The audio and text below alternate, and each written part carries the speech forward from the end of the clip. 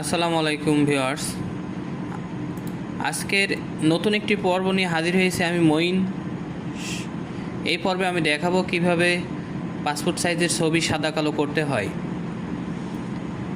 তো প্রথমে আমি আপনাদের একটা কথাই বলবো, সেটা হচ্ছে আমার এই চ্যানেলটি নতুন চ্যানেল। দেখেন এখানে সাবস্ক্রাইবার হয়েছে 919, 96টা ভিডিও আপলোড করা রয়েছে।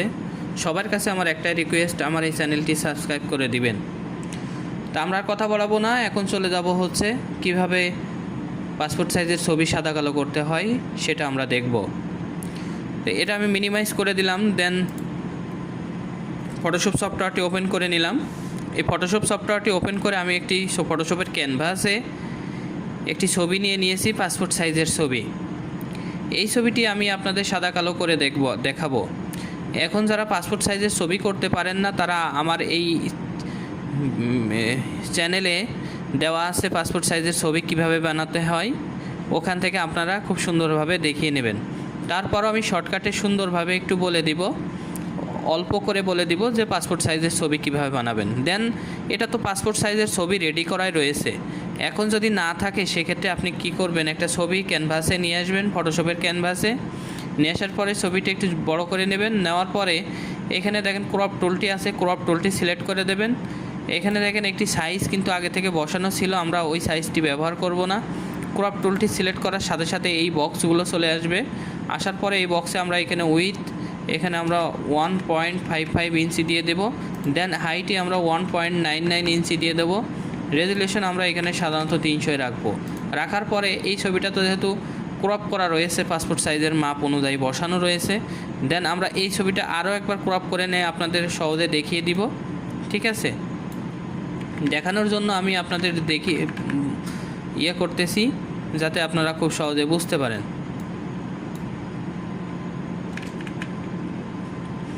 দেন ইন্টার প্রেস করলাম, করার সাথে সাথে যেমন এখানে একটা ইন্টারফেস আসলো। আসার পরে এটা আমরা ডুপ্লিকেট একটি পেজ ক্রিয়েট করে নেব।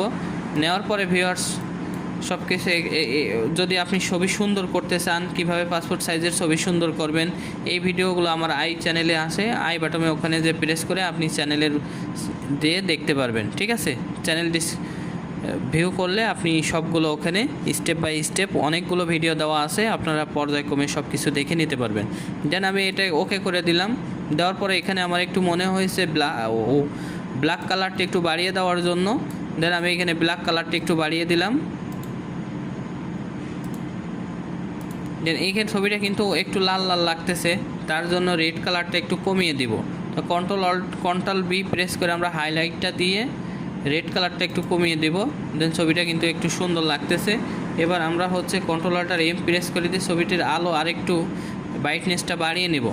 নেওয়ার পরে এখন যেটা করব সেটা হচ্ছে পাসপোর্ট সাইজের ছবি যেহেতু আমার ক্রিয়েট হয়ে গেছে, এটা এখানে আরেকটা বোঝার ক্ষেত্রে ফুল ছবিটার যে আপনার সেখানে ছবিটার ড্রেসও কিন্তু হোয়াইট এবং ছবির ব্যাকগ্রাউন্ড যে কালার আছে সেটাও কিন্তু হোয়াইট। এটা আপনি যখন প্রিন্ট করবেন তখন কিন্তু শুধু সাদা একটা পেজের উপরে প্রিন্ট হবে, এখানে আপনার চুল ছাড়া আর কিছুই বোঝা যাবে না। তখন আপনি হচ্ছে মেজারমেন্ট অনুযায়ী ছবিটি সিজার দিয়ে কাটতে পারবেন না। তার জন্য আমি আপনাদের খুব সহজে বলবো যে একটা ছবিটি চারি সাইডে একটা বর্ডার বসিয়ে নেবেন। বর্ডার বসানোর জন্য সুবিধা হবে, আপনার ছবিটার সাইজটাও ঠিক থাকবে, আপনি ওই মেজারমেন্ট অনুযায়ী সিজার দ্বারা কাটতে পারবেন। তো তার কারণে আপনি ইমেজে চলে আসবেন না, এডিটে চলে আসবেন। আসার পরে স্টক দেখেন, স্টকটা কিন্তু হাইট রয়েছে, এটা কিন্তু আরেকটা প্রবলেম। এইটা যদি হাইট হয়ে থাকে এটা আপনাকে সমাধান করতে হবে।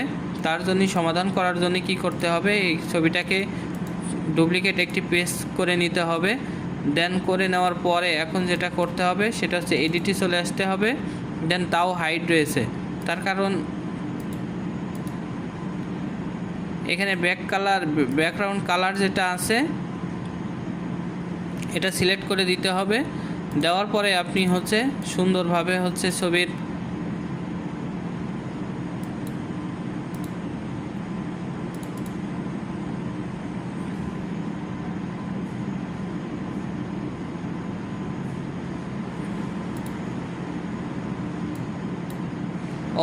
এটা হাইট হওয়ার কারণ হচ্ছে আমি বুঝতে পেরেছি। এটার হাইট হওয়ার কারণ হচ্ছে আপনি ছবিটা তো বর্ডার দিবেন, সেহেতু বর্ডার দেওয়ার জন্য আপনি ছবিটাকে সিলেক্ট করে নিতে হবে। কন্ট্রোল এ প্রেস করতে হবে কিবোর্ডের। কন্ট্রোল এ প্রেস করার পরে আপনি কি করবেন, এখানে যে স্টক একটা অপশন আছে, স্টকে চলে আসবেন। আসার পরে আপনি যেটা করবেন,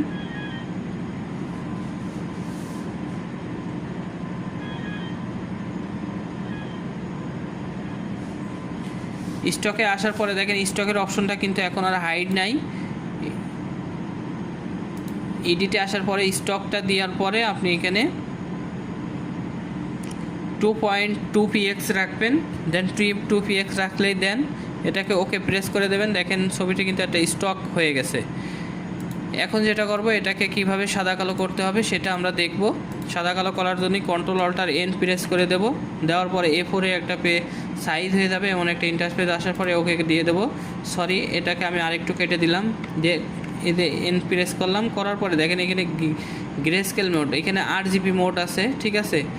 সাধারণত এটাই ডিফল্ট হয়ে থাকে। আপনি কি করবেন, এখানে যে গ্রে স্কেল মোড আছে, এই গ্রে স্কেল মোডটা সিলেক্ট করে দেবেন। দেওয়ার পরে আপনি এটাকে একটা পেজে পরিণত করে নেবেন। নেওয়ার পরে আপনি কি করবেন, এই ছবিটি নিয়ে এসে এখানে রেখে দেবেন। দেখেন ছবিটা কিন্তু সাদা কালো হয়ে গেছে। এটা কিন্তু বুঝতে হবে, ঠিক আছে। ফুল পেজটাই কিন্তু সাদা কালো।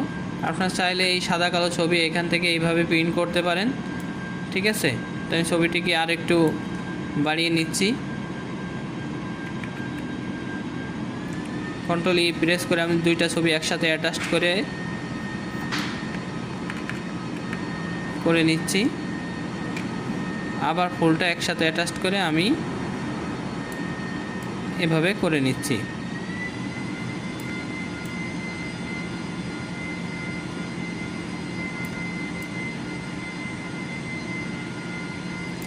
ভিউয়ার্স, এই ছিল মূলত ভিডিও, যে কিভাবে পাসপোর্ট সাইজের ছবি আপনি গ্রে স্কেলে প্রিন্ট করবেন বা ব্ল্যাক হোয়াইটে প্রিন্ট করবেন।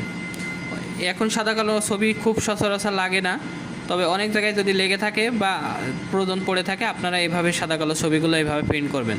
তো ভিউয়ার্স, আজকে এই পর্যন্তই।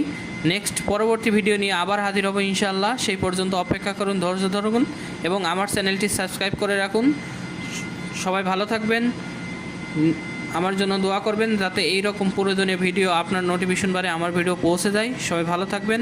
আসসালামু আলাইকুম।